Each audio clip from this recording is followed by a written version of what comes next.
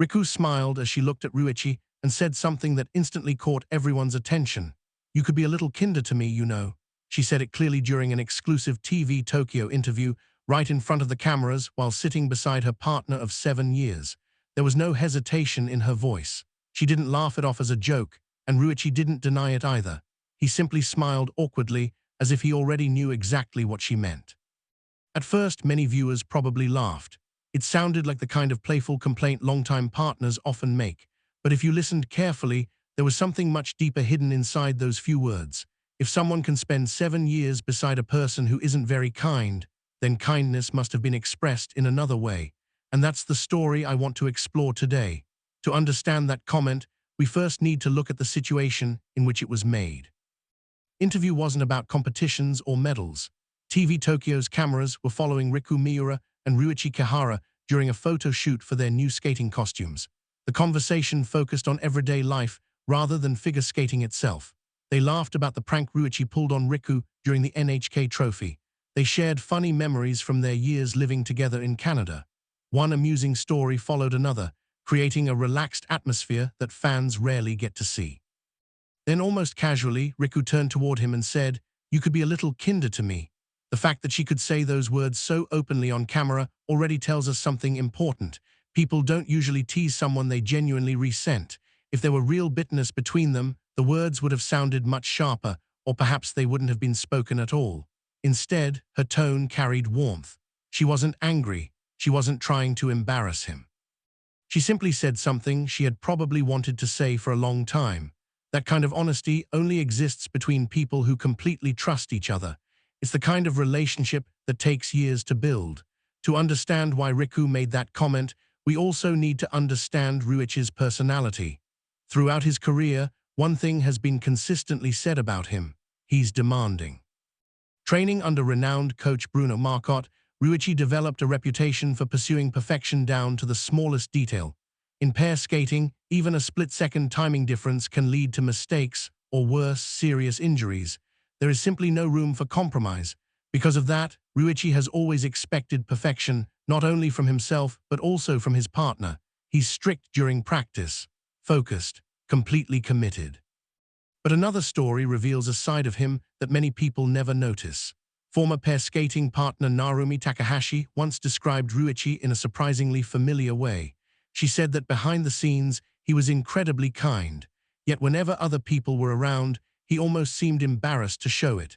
She even admitted thinking to herself, "You know, you could show that kindness a little more openly." It's remarkable because years later, Riku expressed almost exactly the same feeling. Different partner, different generation, the very same observation. That tells us something important. This isn't about Riku misunderstanding him. It's simply who Ryuichi has always been. He doesn't naturally express affection through words. Instead, he lets his actions speak for him.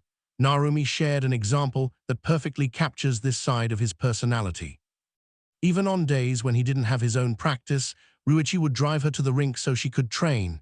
He didn't make a big announcement about it. He didn't expect praise. He simply showed up. Interestingly, that's exactly what he later did for Riku. For years, he picked her up every morning, making sure they arrived at practice together. The actions changed very little. Only the partner beside him changed. So while Riku jokingly said, "You could be a little kinder," she also spent 7 years receiving countless quiet acts of kindness that rarely became visible to the public. Perhaps that's the real difference. Some people express love through words. Others express it through what they do every single day. And Ryuichi has always belonged to the second group.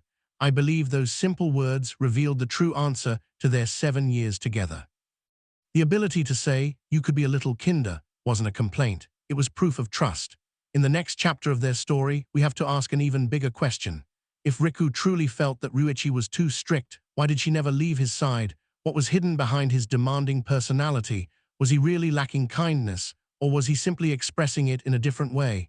If you're enjoying this story, don't forget to subscribe and leave a like. And in the comments, I'd love to hear about a sentence you've always wanted to say but never could, or perhaps share the one thing you were grateful you finally said. Now, let's continue. I honestly didn't think I'd be the one crying first. Those were Ryuichi Kihara's words as he wiped away tears at the very beginning of his retirement press conference on April 28, 2026. Beside him, Riku wasn't crying. She was smiling. Looking at him with gentle eyes, she laughed and said, "Isn't it a little early to start crying?" It was a moment that perfectly captured how much their relationship had evolved. For years, Ryuichi had been the dependable older brother figure, the calm, experienced partner who carried the emotional weight. But now the roles had shifted. The man who once protected his younger partner was the one breaking down in tears, while the young woman he had supported for years calmly comforted him. It wasn't that their roles had been reversed. Rather, they had learned something even more valuable. They had become partners capable of supporting each other whenever it was needed. That was the completed version of their partnership, and the world witnessed it during that retirement press conference. Looking back, Riku's famous line, "You could be a little kinder to me," takes on an entirely different meaning. When the interview first aired, many fans laughed and compared them to a married comedy duo. The media framed it as an adorable complaint, but I think that interpretation barely scratches the surface. Complaints come from disappointment. Riku's words came from certainty. She already knew exactly who Ryuichi was. Back in the summer of 2019, when she moved to Canada as a 17-year-old and began skating with the 26-year-old Ryuichi, she admitted that her first impression was simple. He was hard to approach. She shared that honestly in later interviews. It wasn't surprising. There was a 9-year age difference. He had already competed in the Olympics. He was one of Japan's most respected pair skaters. To a teenage athlete, he naturally seemed intimidating, yet she gathered the courage to speak to him. She chose to trust him, and she stayed beside him for 7 years. Later, she would say something even more important. "I'm really glad we became partners." Think about everything that had to happen before those words became possible. How many failed lifts, how many hours correcting jump timing, how many practices spent perfecting expressions, synchronization, and choreography. How many moments where Ryuichi demanded just a little bit more. There must have been hundreds. Yet despite every difficult day, Riku reached the same conclusion. "I'm glad we became partners." That conclusion couldn't exist unless something far greater than strict coaching existed beneath the surface. Whenever training wasn't going well, whenever Riku felt discouraged, Ryuichi always found a way to lift her confidence. Sometimes it came through advice, sometimes through encouragement. Sometimes simply by asking more from her, because asking more isn't always criticism. Often it's trust. People don't challenge someone they believe has no potential. They challenge the person they know can become even better. That's why I believe something very strongly. If you can honestly tell someone, "You could be a little kinder to me," then you've already received countless acts of kindness from that person. Otherwise, you wouldn't bother saying it. You would simply give up. Instead, Riku wasn't asking for kindness to appear. She was asking for it to become more visible, almost as if she was saying, "I know it's there.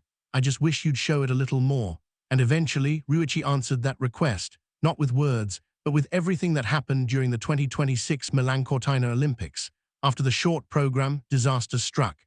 A mistake during one of their lifts left them sitting in 5th place. The scores appeared on the screen. Ryuichi stood motionless on the ice. Later, in the kiss and cry area, television cameras captured him covering his face with both hands as tears poured down. He later admitted, "At that moment, all I could feel was despair." The tears didn't stop that night. They continued through dinner. They continued into the next morning. He even revealed that while eating breakfast, he suddenly started crying again for reasons he couldn't explain. "I don't even know why I kept crying," he confessed later. It was something he had never experienced throughout his entire competitive career. Riku watched all of it. Later she smiled while saying, "He's usually never this emotional, so honestly, I didn't quite know what to do." That sentence carried 7 years of observation behind it. No one knew Ryuichi better than she did. She understood that this wasn't weakness, it was something extraordinary.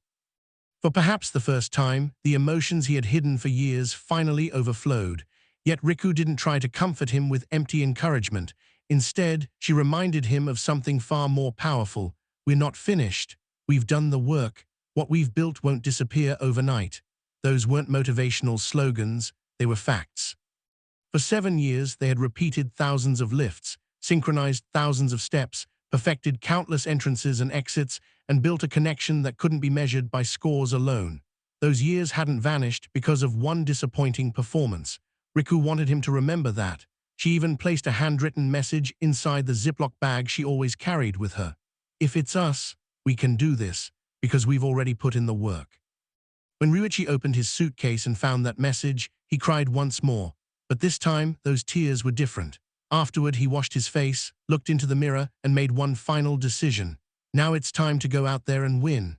The free skate that followed became legendary, a world record score of 158.13, an unforgettable comeback, and ultimately Olympic gold, long before that score appeared on the screen.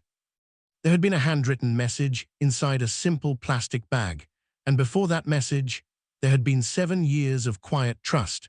Perhaps that's what Riku really meant all along. She wasn't asking Ryuichi to become a different person. She simply hoped the kindness she had always seen would one day become visible for everyone else too.